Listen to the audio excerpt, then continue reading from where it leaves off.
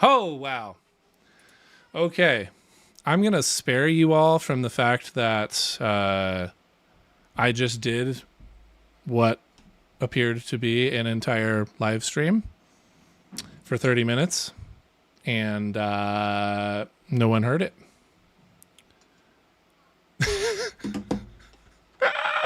Hey, that makes a lot more sense. There wasn't a whole lot of live engagement, but there were a couple comments in the chat kind of throughout the stream. So I was like, okay, seems weird, but maybe we're good.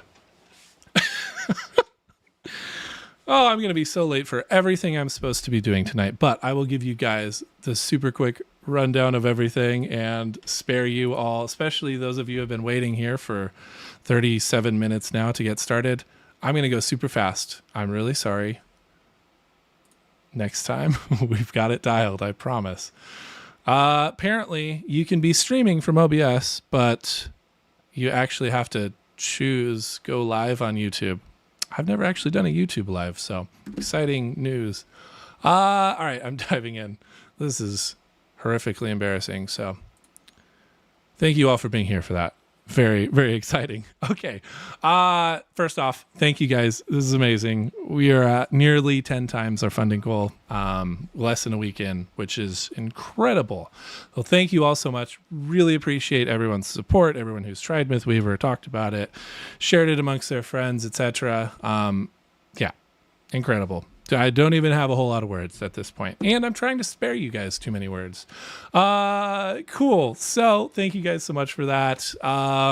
Normally, I kind of had planned to go through MythWeaver, and obviously I already did, though no one saw it. But yeah, so MythWeaver, just as a brief run through in case somebody has not used it or seen it yet. MythWeaver is a tool that allows you to create cool D&D content super quickly. So you can create characters, locations, monsters, all sorts of fun stuff. You can browse through the gallery and save content that other people have created and published. This thing is really cool. I'm just going to say as I'm staring at it as we scroll by. Yeah, anyway, part of this is, again, me being brief because I just did this and I'm trying to spare you guys all the time. But yeah, MythWeaver allows you to create cool content. So I'm going to create something really quick because I think it's cool to see kind of how it works. So I'm going to say I'm running, well, not running, but I'm in a Storm King's Thunder campaign right now. So I am doing everything Storm King's Thunder based. So I'm going to do a dingy tavern that's really run down. I'm just going to go with that. Okay, so you can create cool locations, characters, monsters with this. This kind of backstory prompt helps craft what it's going to generate. So we'll see here what exactly it comes up with, but you can feed it all sorts of information that help kind of guide what it comes up with.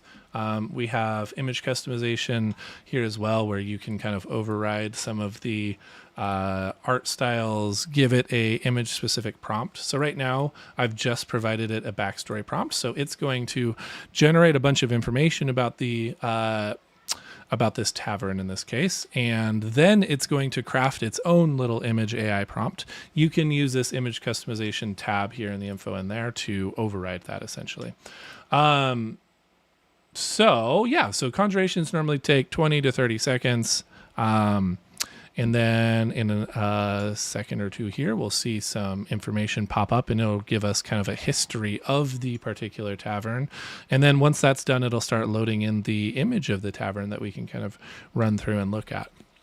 We also support negative prompting here for images. So you can use negative prompting to say what you don't want in an image, right? So I could say in this case that like, I don't want any town folk or anything in the tavern or around the tavern.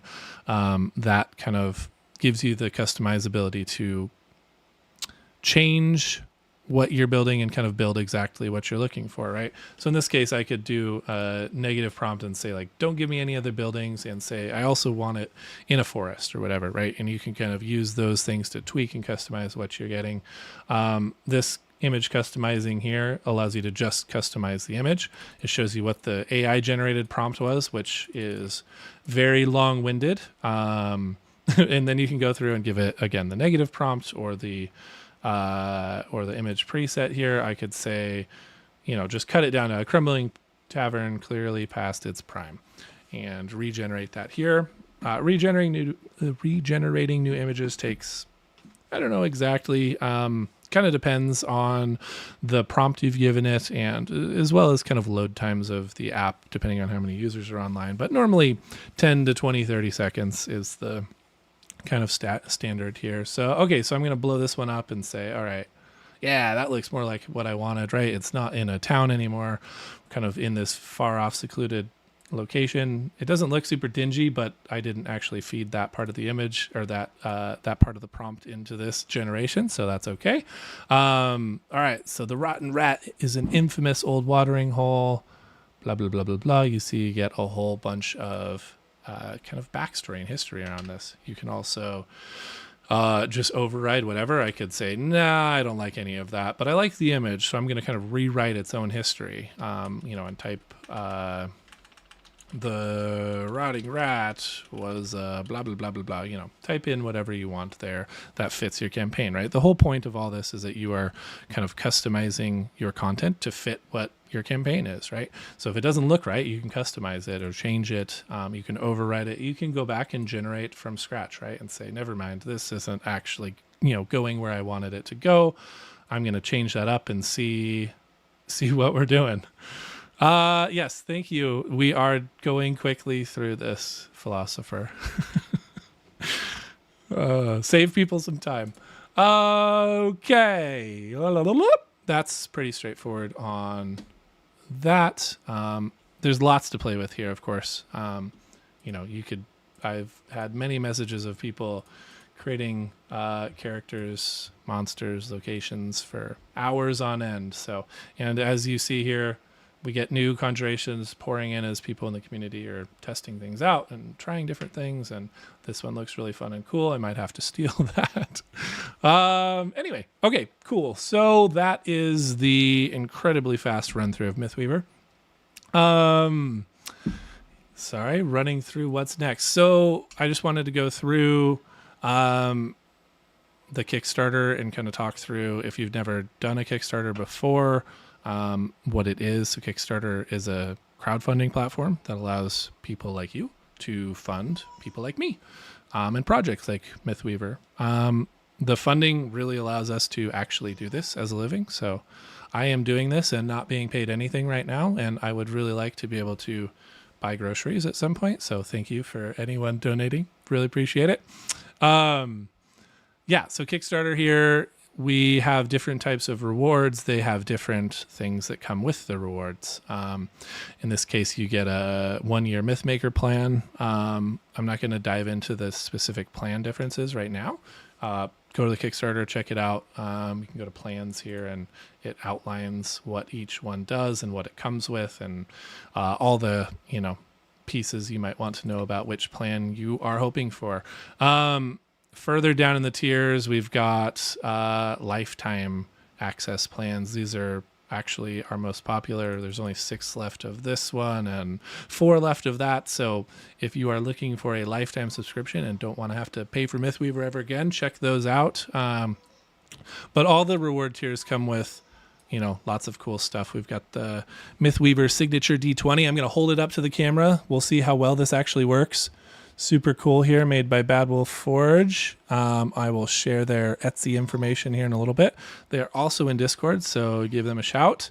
They make really cool custom die for people, as you saw there. Very excited about all the cool rewards and whatnot that we have here. Okay. So, other thing to talk about too, if you have pledged at a particular tier, I can't do it because I can't back my own project, but it's always easy until the campaign ends in 30 days. It's always easy to change your pledge tier. Okay. So you can, tinker around, decide, hey, you know what? I really believe in this and I don't want to pay for MythWeaver ever again, and I'm going to get a lifetime subscription. Lifetime subscriptions, by the way, I have no plans to sell those in the future at the moment. So So those are rare and limited. Make sure you pick up one of those. Like I said, they are the most popular reward right now. So yeah, make sure you pick those up if that's something that you are interested in. All right, I'm going to speedily dive into questions and wrap this thing up for you all. Thank you again for weathering through the difficulties. We will pretend that it is not my fault, of course, and it's definitely YouTube's fault, but who knows if that's actually true. All right, questions. I've got a couple different questions here. Okay, so somebody was asking about adding subfolders, basically, with which to store their conjurations. Right now, that is not something that we natively support, though it is something that we are kind of exploring.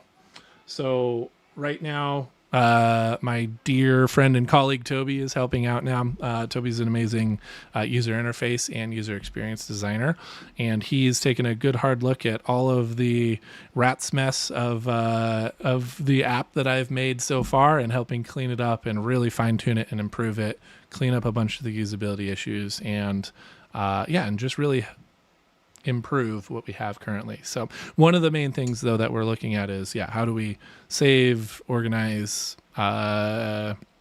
store conjurations so that when you're in a session you can easily pull up a conjuration, a character from a particular location or what have you. So yes, that is something that we are exploring right now. As a workaround right now, you can always tag any conjuration with a particular tag that's specific to that folder, if you will, that you are looking to store it at. So yeah, take a look at that, explore tagging and what and how you can use it there. If you have any questions or need help, check out Discord. Lots of happy people there will help you out, I'm sure. Would you be willing to add the ability for the image being generated for a session recap to be customized? Yes, absolutely. Right now, session images are kind of just generated on the fly and then immediately emailed out. I have a plan to allow basically a phase where you enter in all your session information, your notes and whatnot. It will then basically come up with the things it does currently: a session image, a recap, and a summary, summary, and then a suggestions that it comes up with currently. And it'll give you a chance to kind of override those, remove what you don't like, kind of review it before you send it off to your characters and save it away. So yes, that is coming. I don't know when exactly, but probably by the end of the year here, before public launch. Anything we can do as backers to help train the AI, so that basically the root of their question is so that you can learn, some of the more obscure races. Not that they're all that obscure. Their example was a halfling. Not very obscure, of course, but something that the AI image generation model at least traditionally struggles with. So yes, is the answer there. The main thing you can do right now is just kind of help share the word about MythWeaver. The more funding we get, the more money, frankly, we have to kind of spend on curating custom art that addresses those gaps. That's the biggest thing you can do right now. As we go forward, I'm sure I'll have more information and more steps to help with all that. So yeah, thank you. Great question. All right. I had one more from the live chat, which incidentally was the one that convinced me that I was live after all, funnily enough. Let's see. Okay. Sorry, diving in. Okay, cool. Yeah. So what was the main driving reason that made you decide to create MythWeaver? I was a player in a session, I don't know, probably February, March, something like that. And we kind of went on a whole, as I imagine many campaigns do, we got derailed for, a whole 2 hours talking about AI and, just how it could be used, all sorts of fun stuff. And being a software engineer, I wanted to, kind of spend some time and look at this and how would that work and dive into how it could be used. The root goal, I think, was how do I, sorry, reading through chat. The root goal was how do I use AI as a DM to help myself, right? Within a curated tool that knows about me and my campaign, without having to paste all this stuff into ChatGPT or Bard or what have you, with kind of inline seamless images as well to generate content. And so that was kind of the root of it, and kind of still the core fundamental thing that we are working through, in kind of the guiding light, I guess, if you will. Yeah, cool. Let's see what else. It's a great product. It's helped so much in my first campaign. Thank you. I appreciate that. Love to hear those kind of things. Generate a centaur. Yes, that. Yes, centaurs are a race that are very hard to generate anything about right now. Well, images, I should say. Sorry. Images are hard to generate of centaurs. Text, of course, is fine. But yeah, we are having all sorts of fun in Discord trying to generate centaurs. So if you are particularly motivated to spend a lot of time on MythWeaver and tinker around with that, go with that. Looks like Cyrock generated some cool stuff today, though. So we're getting closer as we go. Okay, what else? Yeah, 6 hours just creating. That sounds about right. My son's favorite activity with the app, I think, is to just sit down and create cool stuff. So he's only 4, so try to generate some not so scary looking stuff, but he loves it. So, I invited a player to my account, but they could not see the characters' locations. Yes, that I made. Yeah. So that's the next thing that I am working on right now. I have an early version, but it's too ugly for me to show you right now. But yeah, one of the main things I'm working on right now is kind of a campaign dashboard where the DM and the players can kind of go to see all sorts of things that the DM wants to share with the players. So there's a concept of, kind of public within the campaign information that all the players know. And then there's private that the DM might have prepared for, but has not yet shown the players. So right now it's a little clunky. You will have to basically just grab the link of that conjuration and you can just send it to your players. But yeah, that's one of the main areas that I am focusing on right now is, that kind of DM and player dynamic within MythWeaver to kind of seamlessly, make that experience a little gentler and nice.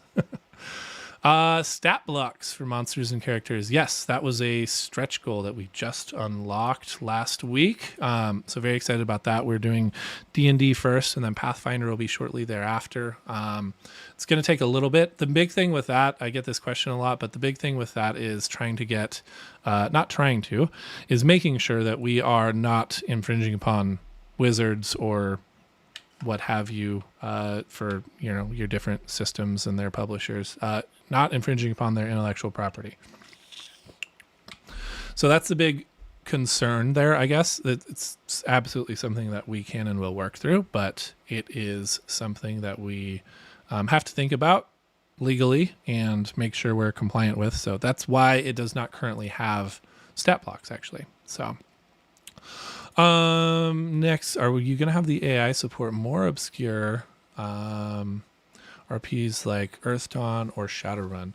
Yes. So that's the nice thing, I think, right now in terms of MythWeaver is it's pretty generic, right? Like you can kind of use it for whatever you want to use it for.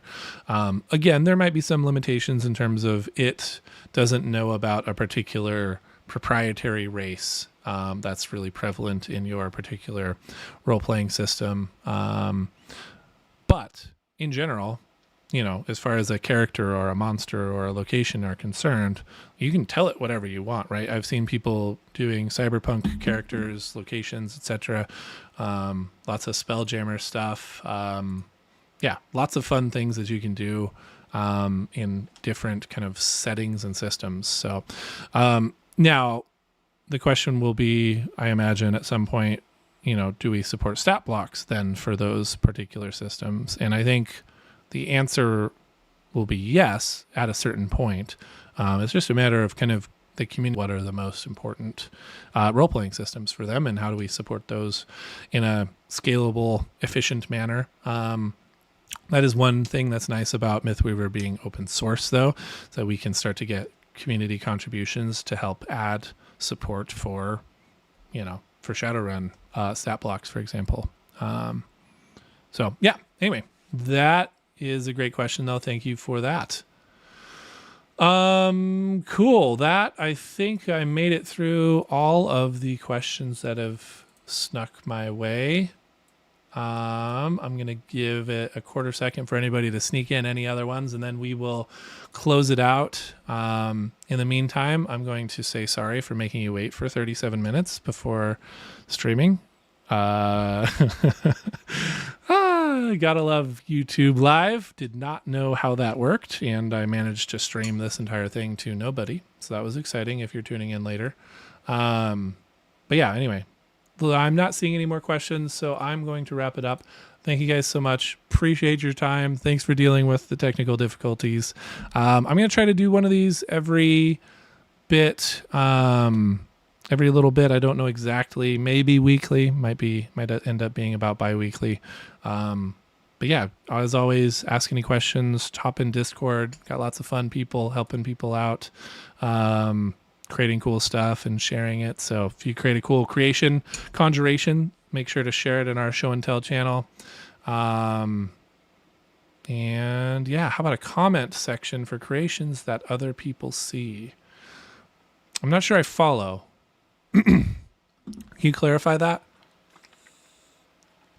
Oh, just like on conjurations having comments in general, I assume is what you're going with.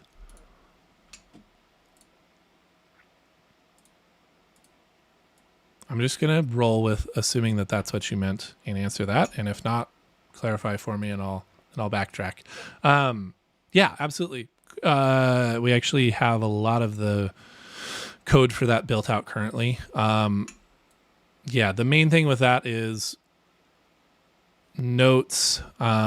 Basically we have kind of a couple different concepts there. We have comments and then notes.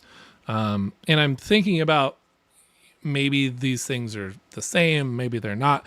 The thought being comments, sure, yeah. Like if I'm a player, maybe I want to say, wow, that was a really cool character that we, ran into. Or maybe I'm just another DM and was like, wow, great job, philosopher. Haha, I'll pick on you.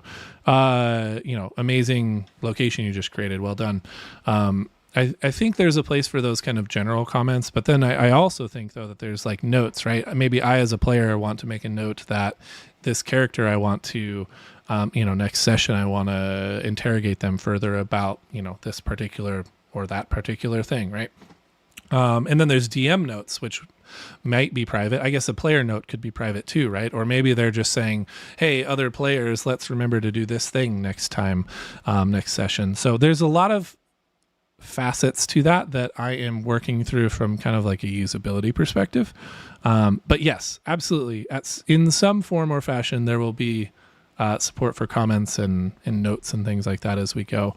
And yeah, I mean, frankly, too, at a certain point here, I will be doing less of all of the fun Kickstarter and marketing and all that fun stuff, and I can actually focus more on building the app again a bit, which will be exciting, and we'll be able to bust out a bunch of cool new features and things that I know you guys are all waiting for.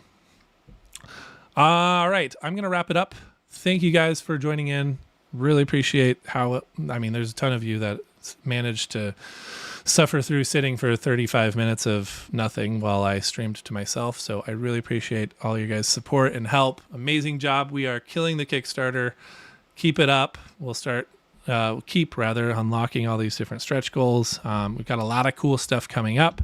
I have stretch goals that are yet to be announced that are really, really exciting that I think you guys will enjoy. So yeah, keep on keeping on. Really appreciate your support. Thank you guys, all of you who have backed. Really appreciate it. Thank you. And I'm going to wrap it up.